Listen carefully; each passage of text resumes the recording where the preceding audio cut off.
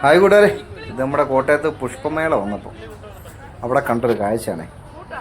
ആ സ്റ്റേജിൽ നിൽക്കുന്ന ചേട്ടനെ ചിരിപ്പിക്കാനുള്ള ശ്രമമാണ് ആ കൂടെ നിൽക്കുന്നവരെല്ലാം. ആ ചേച്ചി ഒത്തിരി ശ്രമിച്ച് ആ ചേട്ടനെ ചിരിപ്പിക്കുന്നവർക്ക് 1,00,000 രൂപയാണ് സമ്മാനം കൊടുക്കുന്നത്.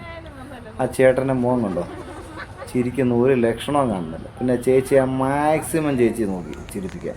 ആ കൂടെ നിൽക്കുന്നവരെല്ലാം ചിരിച്ചു ആ ചേച്ചി പറയുന്നത് കേട്ടോ. പക്ഷേ ആ ചേട്ടൻ മാത്രം ചിരിച്ചിട്ടില്ല. ചേച്ചി എക്കിലിടുകയൊക്കെ ചെയ്തു, എന്നിട്ടും ചിരിച്ചില്ല.